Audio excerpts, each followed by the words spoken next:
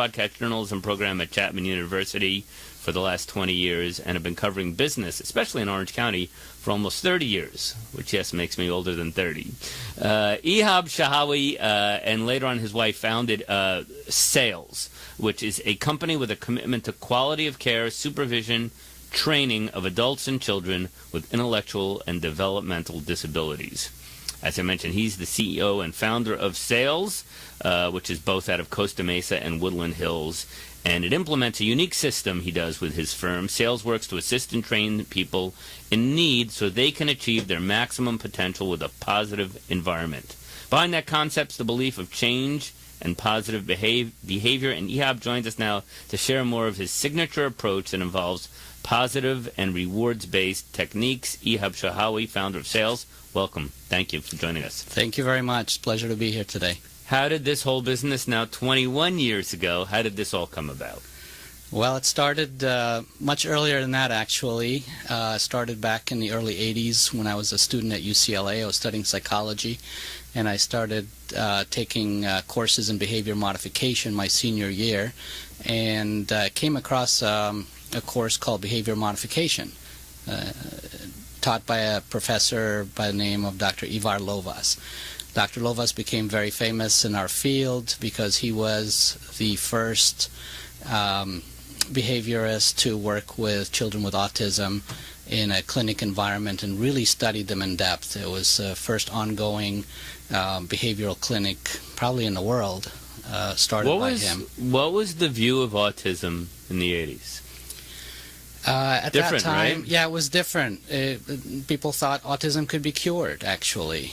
And the only way to teach autism was to use aversive approaches and reward and punishment, a combination of both. And that really was the approach at that time. It was quite different than it is now. So obviously you bought into what this professor in this behavior modification class was teaching. Absolutely. It intrigued me tremendously. He called for volunteers to work in his clinic, and I volunteered and started actually working with the kids directly while at UCLA, and it was a tremendous experience. I learned a great deal about behavior and how to change behavior and how to modify it, and really worked with the kids and wrote my senior project on that premise, and it really got into my blood, let's say. So it's in your blood, and at that same point, or at what point do you decide I want to dedicate my life to this and have a business in helping,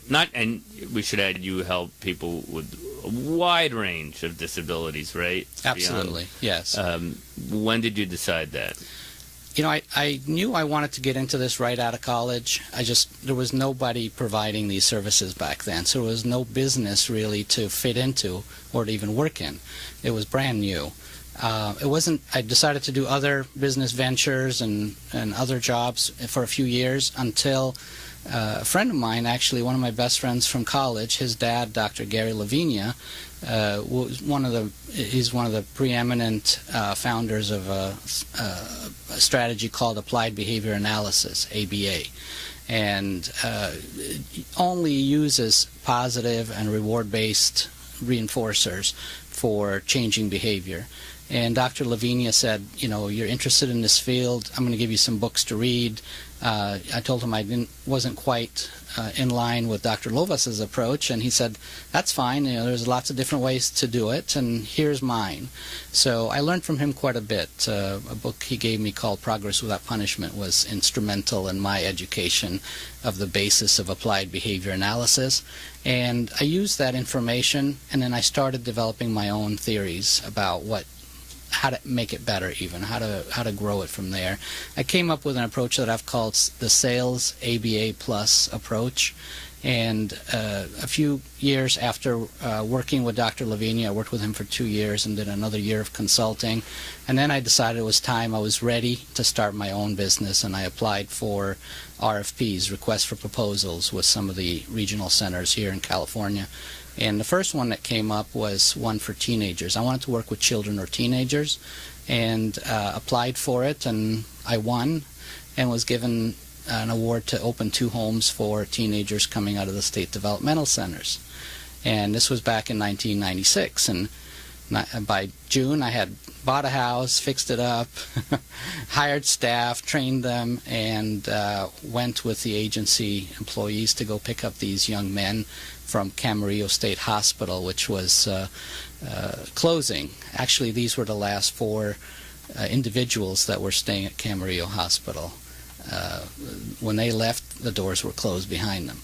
And they came into the community. We worked with them. We had some success, and the agency that we worked with at the time, Kern Regional Center, asked us to open a couple more homes the following year, and just kind of kept rolling from there. Our philosophy started working.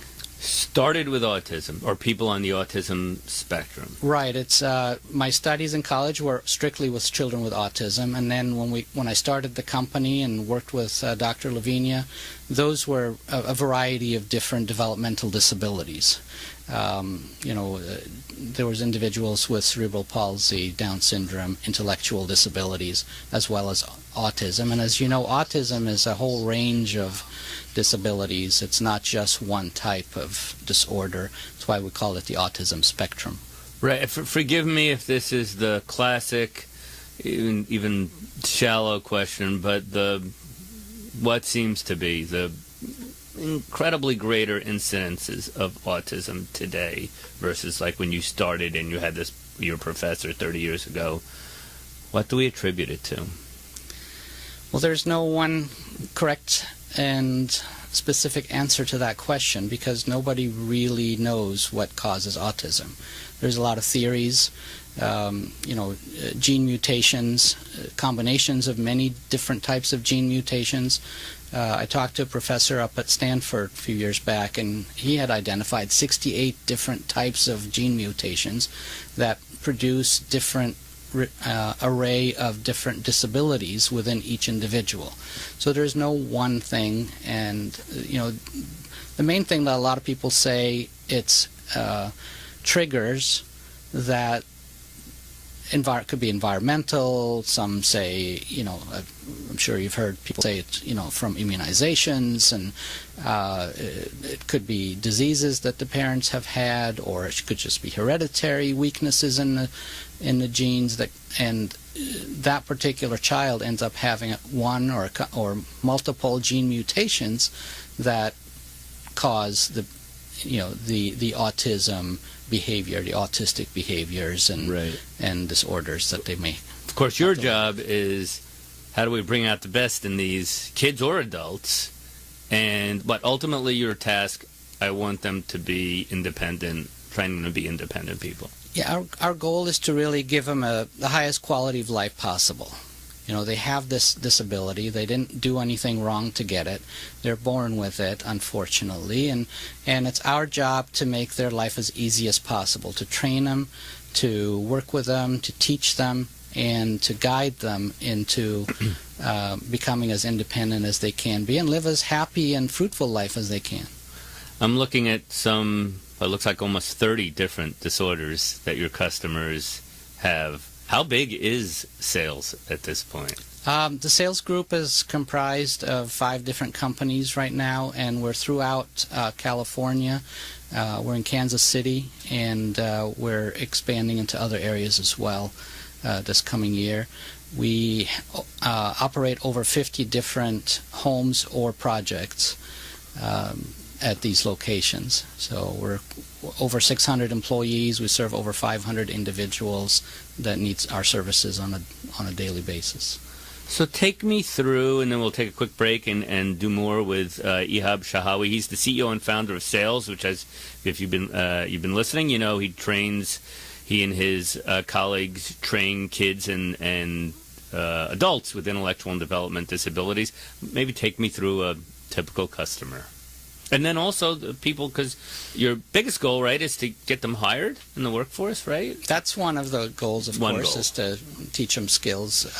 We have a variety of adult day programs, and through those day programs we teach them safety skills, socialization skills, proper behavior. We teach them all kinds of positive approaches to how to deal with difficult potential employers and coworkers and so forth. That's part of what we do is in our pre-vocational type of training at our day programs. And we have had vocational programs as well, where we have worked with individuals to help them get jobs and find jobs. It's an area called supported employment, where we get them prepped for the opportunities that could come before them, whether it's volunteer or actual paid employment. Many years ago, I recall doing a story out at a company here in Santa Ana called Ingram Micro, which had a very, for its time, progressive program. They would hire young people with various disabilities. And I'll never forget talking to, I believe it was the CEO. He said, look, I know the obvious. I feel like I'm doing good work here. But let me tell you something. They have the best attendance. They're the most loyal. I assume these are some of the selling points, because it's a tight labor market. And, of course, anyone will wonder, what's the incentive for employer? I notice among your clients we have people with gang affiliations. Correct. You can go elsewhere. Absolutely. Yeah, it's really a matter of putting a program together where you support the individuals and you teach them to be at their best. Just like you would with any employee, right? You guide them to be the best version of themselves to produce for the company, and they're incentivized and rewarded. And in our case, when we take somebody into the work force, we support them. We want to make sure they're supported and they're successful, and they actually have, it takes them a while longer to learn things, which is okay, but we're there to support them through that process until they also develop a team around them from the actual employees of the company to become their natural support. Is there an average length of time people, 'cause they come and they live in your homes? Yes. Average length of time, can you say? It varies. With our children, it's a shorter period of time. They're with us, they could be with us a couple of years on average too, and some of them have been with us until they became adults and are still with us. So it just varies upon their family environment. But if it's somebody that's just coming to us because they're having behavioral difficulties and the families can't handle them and they want them back when they're doing better, that's usually a 2-year or less turnaround where they end up transitioning back to the family home. Gotcha. We are talking with Ihab Shahawi. He is the CEO and founder of Sales, and we're going to take a break, and I'm going to come back more with Ihab Shahawi in just a bit. You're listening to Critical Mass for Business on octalkradio.net. Also watching us, perhaps you can, on YouTube, Facebook Live. We'll be right back. I'm Pete Weitzner in for Rick Franzi.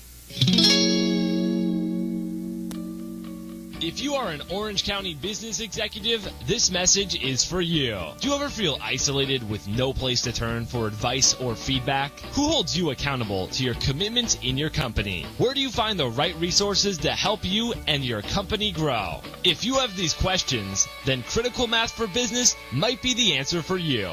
Critical Mass for Business is committed to helping you make better decisions. These are groups of peers running businesses just like you, providing a great sounding board to test ideas and concepts, review plan and goals, and present issues and opportunities for discussion. The result is improved strategy, accountability, people, and execution skills. If you are interested in learning more, go to www.criticalmassforbusiness.com and learn more about our executive peer group.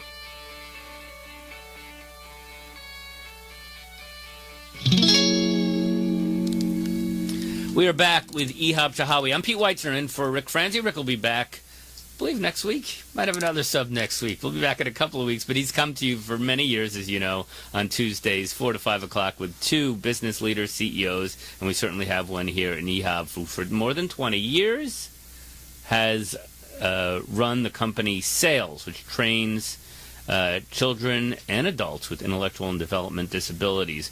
Well, we always ask guests on this show, Ihab, what do you do when you make a business plan and it doesn't work out? And I would imagine in your field, that's not uncommon. You're taking on people who have some difficulties. So what do you do when you can't train someone, or you can't get them to have what society would consider acceptable behavior?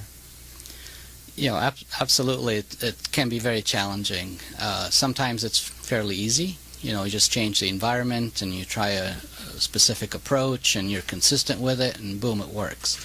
But that's not always the case, obviously, as in any type of business. So what we do is we constantly tweak the formula.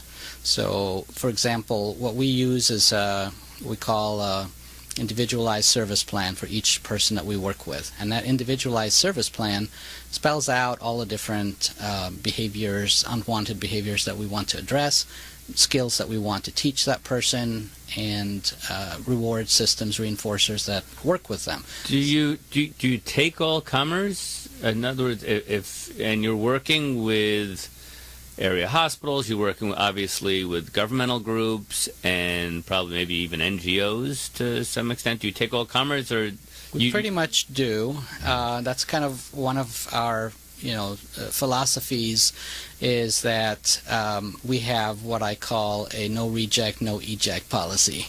So we don't reject anybody that's referred to us, and we don't give up on anybody that we're working with. There are extenuating circumstances to that philosophy, but that's really, we try to stick to that, because we feel we could, with our proprietary approach to this, we feel that we can pretty much help everybody reduce their unwanted behaviors and improve their quality of life. Hard to recall on the spot. I know we're dealing obviously with some confidential matters, but can you think of an example or two, what we were just talking about? Maybe someone who, even you coming in, whoa, this is, I wish we didn't have the, was it no reject, no eject policy? We had I can tell you a story off the top of my head. We had a young man who was about 11 years old. He was an extreme handful. He was pretty high functioning. He was a pretty bright young man. He had his disabilities, but they were minor. They were mild, I would say.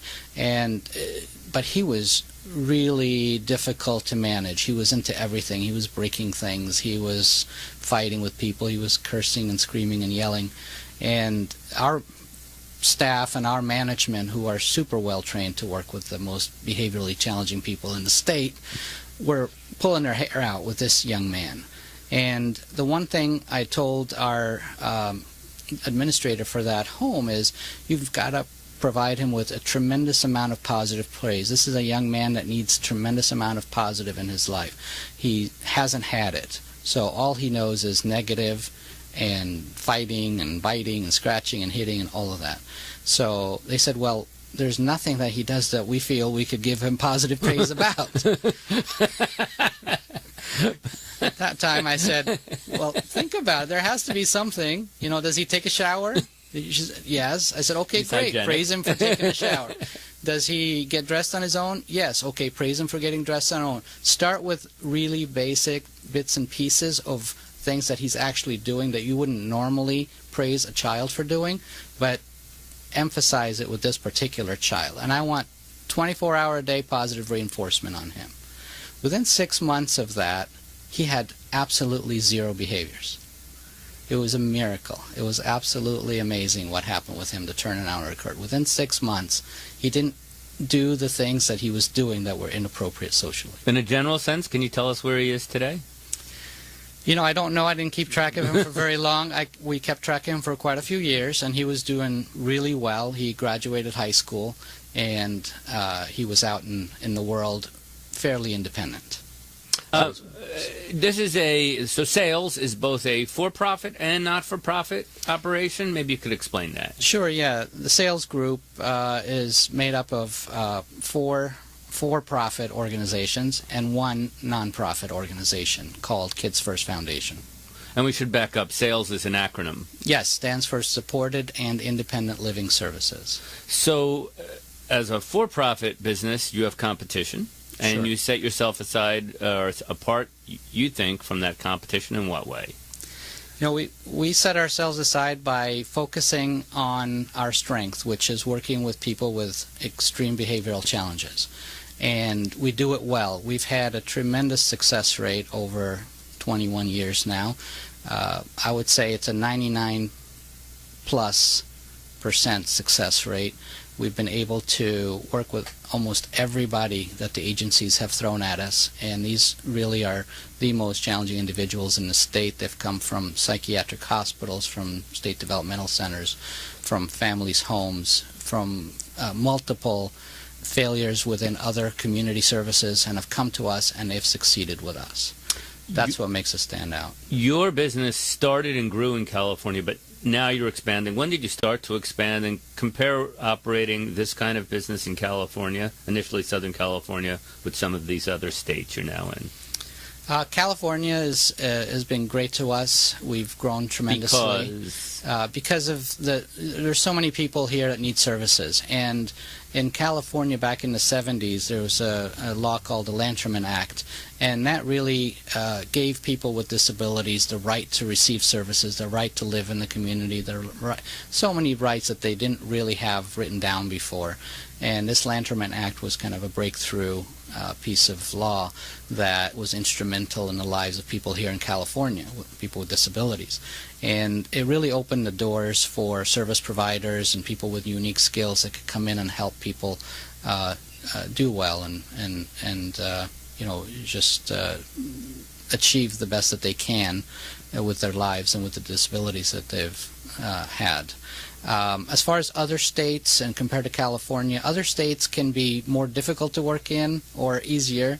It just depends on the state. We're in the state of Kansas, and we're starting now in the state of Washington, and the regulations there are pretty much straightforward. They're working to become like California. They're kind of where California was 15, 20 years ago as far as regulatory environment.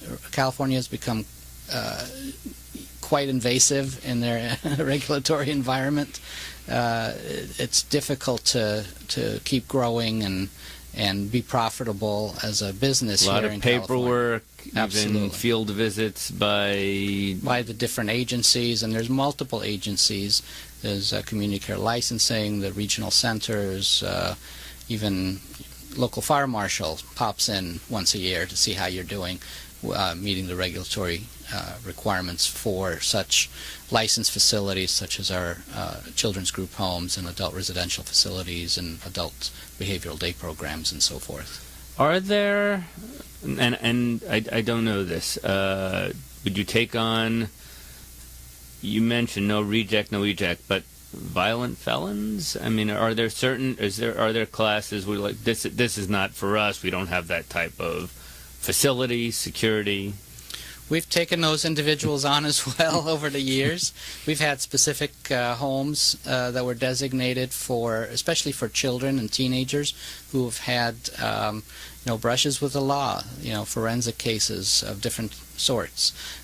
Actually, the first 4 guys that came out of Camarillo all had forensic backgrounds.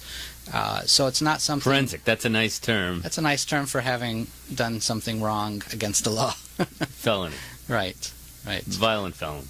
They could have been violent. They could have been just robberies, but we've had people placed with us, teenagers who committed crimes using guns and may have hurt others and within their families and out in the world. So, and we've had success with those individuals as well. When they come to us, which means that there's no other choice for them other than being locked up, or have just come out of a place where they were locked up. So it's an opportunity for them to kind of see things in a different light, as this is their first chance back out in the world or their last chance before they get sent away. So it's a good spot for them to be in order to get a chance to succeed. I know that Rick Franzi's Critical Mass for Business specializes in peer-to-peer learning, and you right off the top gave the example of how you got into this line of work was one of your peers. So when I ask you, it's a story you've already shared, but there could be others. An example where a peer executive gave you some insight, some advice that maybe it advanced your business. Sure. We have a problem in our field, and it's systemic in that we have a lot of turnover with our staff. And a lot of businesses go through that, especially businesses where the rate of pay is lower than it should be. And we shared that conversation among other providers, and one of them said that you need to give our people a lot of opportunity for advancement. For example, we had 3 positions that a person could work in: a direct care staff, house manager, and administrator. That was pretty much it for a long time. And when we were having this problem, and he mentioned that give them more steps, so we created a couple of more steps. We added a lead staff and a junior lead staff just to give people, even if it's just a tiny step up from where they are right now, with a little bit of added responsibility, it gave them that hope that there is room for growth within the organization, and that they shouldn't look elsewhere because they're going to have the opportunity to step up. So that was beneficial. It helped us reduce our turnover. That year was around 25%. The following year it was closer to 15%. So I'm sure it has something to do with it once we've implemented that. Looking ahead for your business, besides growth, which is obviously is part of your strategy, you're not looking to hold tight. What else do you see? Do you look out for the next, let's say, 5 years? Well, I think there's a lot of opportunities in our field due to there being more funding. One of the things that's really apparent right now is applied behavior analysis, ABA services, are now being funded through insurance companies. It's being mandated. I think 28 of the 50 states have already approved regulation mandating their insurance companies in their states to fund ABA services for children with autism in particular, and they're being covered by insurance. And are we touching on the Affordable Care Act here, or it's there? It's part of that. Will the changes in the Affordable Care Act hurt that? A little too early to predict that. Hopefully you haven't not. noticed anything? Well, not that all details have been released, but you haven't heard anything in the early discussions? No, not specifically towards insurance coverage or Medicare coverage for children with autism. Have not, but it's possible. I'm hoping not. As this became a new opportunity in our field, we have one of our sub-companies under sales group is Patterns Behavioral Services, and Patterns is very specifically focused on ABA services and discrete trial training services for children with autism in our centers and in the family's home. And there's huge potential to grow that business because there are so many children in so many places and nooks and crannies all around the United States and around the world where they don't have these services, and now there's an opportunity for these folks to receive them. For folks who, whether it's businesses, anybody who wants to learn more about sales, get in touch with you. I'm sure there's multiple places. Why don't you give us a couple of the easier ones? Sure. Salesgroup.com, SAILSGROUP.com is a great site to come in contact with us. Patternsbehavior.com is another one. We are on Facebook, Twitter, Pinterest, and we're pretty easy to find, and we hope to hear from folks who have a need or just have questions. Well, it has been it's a pleasure to meet you. As I mentioned at the top, we all want to find that passion. It's a place where we want to go to work every day, but we'd like to feel we're making the world a better place. It sure seems like you have for at least 21 years as the CEO and founder of Sales. Ihab Shahawi, pleasure to meet you. Thanks for coming on Critical Mass for Business. Thank you very much. Appreciate it. You bet. And this has been Pete Weitzner in for Rick Franzi. He'll be back next Tuesday. We're on octalkradio.net. Thank you very much for listening, for watching.